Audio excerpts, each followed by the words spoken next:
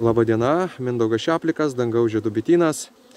Išėmėm medų ir kuriuose yra nektaras. Tai yra neužakiuotas medus, netinkama drėgmė.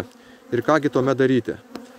Tai šiais metais aš paėmiau, išėmiau medų ir tie rėmeliai, kurie yra su nektaru, aš juos atiduodu nusausinti bitėms. Vat. Ten yra viršų užakiuotas medus, o apačioj yra nektaras. Tai bitės labai greitai paima šitą nektarą. Kažkur tai vat rėmeliai išdėti apie pusę valandos ir nektaras yra paimamas bičių. Nes jau keli metai iš eilės aš bitininkauju natūraliai, nemaitinu bičių cukrumi. Tai imu medų vėlai. Anksčiau imdavau lapkričio mėnesį medų, bet vis tiek būdavo to neužakiuoto nektaro. Ir ne dėl to, kad aš imu anksti medų, bet dėl to, kad bitės fiziškai jau nebespėja užakiuoti medaus. Todėl kartais nektaro patekdavo į medų ir palaikius medų šiltai, tarkim vasarą, virš 30 laipsnių temperatūros, ten kur nors kambaryje, nektaras atsiskirdavo nuo medaus ir kartais būdavo, kad medus suputodavo. Bet čia yra natūralus procesas, todėl medų reikia visą laiką laikyti šaltai ir tamsiai, iki 10 laipsnių šilumos. Tokia patalpoje, rūsys ar šaldytuvas, ir tada nebus jokių problemų. Nors aš vat ir sukdavau tą su nektaru, bet laikant rūsyje nieks ten nesuputodavo. O kadangi mieste žmonės neturi tokių turbūt galimybių rūsio ar šaldytuvo didesnio, tai laikant kambaryje kartais būna taip, kad jis suputoja.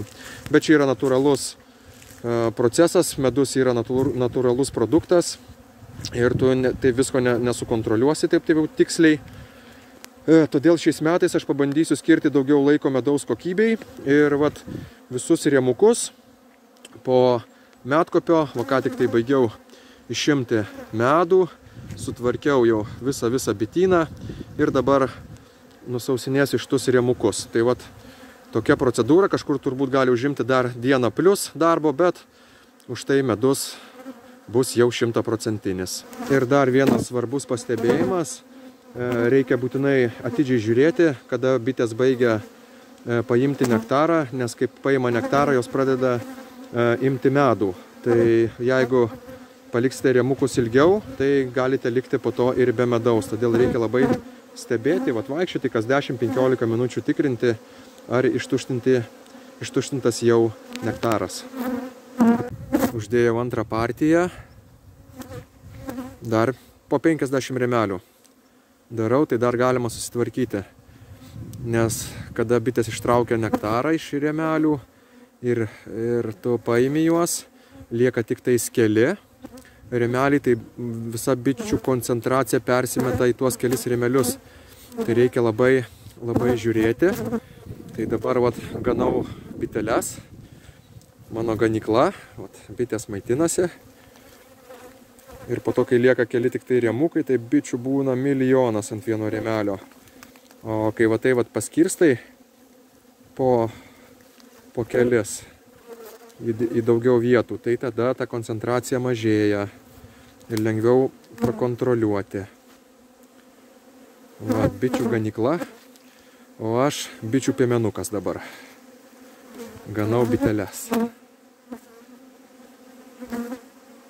Tai ačiū Jums už dėmesį ir iki.